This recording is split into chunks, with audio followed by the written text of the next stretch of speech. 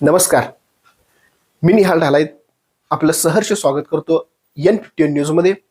पाहूया आजच्या ठळक घडामोडी. कोरुची येथे मसाला मेकिंग कार्यशाळेला महिलांचा उदंड प्रतिसाद. घरगुती उद्योगातून आर्थिक सक्षमतेचा मंत्र.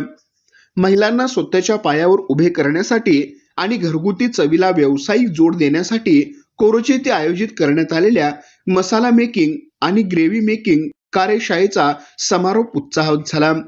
माजी जिल्हा परिषद सदस्या प्रेमलताई पाटील यांच्या पुढाकाराने व भूमी फाउंडेशन आणि मानदेशी फाउंडेशन कोल्हापूर यांच्या संयुक्त विद्यमाने आयोजित या प्रशिक्षणाने महिलांसाठी स्वयंरोजगाराची नवी दारे खुली केली आहेत.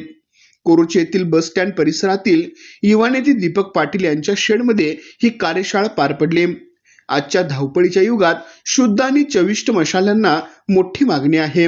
हे ओळखून महिलांना आणि विविध प्रकारचे घरगुती मसाले बनवण्याचे तंत्र, मसाल्याचे योग्य प्रमाण आणि ते दीर्घकाळ टिकवण्याच्या पद्धतीचे सविस्तर प्रशिक्षण देण्यात आले.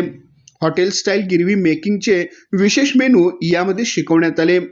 या कार्यशाळेचे मुख्य वैशिष्ट्य म्हणजे व्यावसायिक स्तरावर वापरल्या जाणाऱ्या विविध गिरवीचे प्रशिक्षण. यामध्ये red gravy, white gravy, yellow gravy, brown gravy यासारख्या हॉटेल स्टाईल ग्रेव्ही कशा तयार कराव्यात याचे प्रत्यक्ष प्रात्यक्षिक दाखवण्यात आले. यामुळे महिलांना घरगुती जेवण अधिक स्वादिष्ट बनवण्यासोबतच स्वतःचा केटरिंग किंवा मसाला व्यवसाय सुरू करणे सुलभ होणार आहे.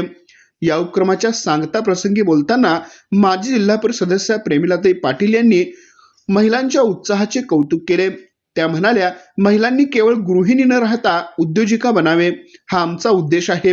या कार्यशाळेचा आजचा शेवटचा दिवस असला तरी महिलांच्या सर्वांगीण विकासासाठी आगामी काळात तसेच नाविन्यपूर्ण आणि रोजगारभिमुख उपक्रम कोरुचीमध्ये राबवले जातील. शुद्ध आणि चविष्ट मसाले तयार करण्याचे कौशल्य आत्मसात केल्यामुळे महिलांना आता घरबसल्या आर्थिक उत्पन्न मिळवण्याची संधी मिळाली आहे. या कार्यशाळेसाठी कोरुची आणि परिसरातील महिलांनी मोठी गर्दी केली होती. प्रशिक्षण यशस्वी करण्यासाठी मानदेशी व भूमी फाउंडेशनच्या प्रशिक्षकांनी आणि कार्यकर्त्यांनी विशेष परिश्रम घेतले.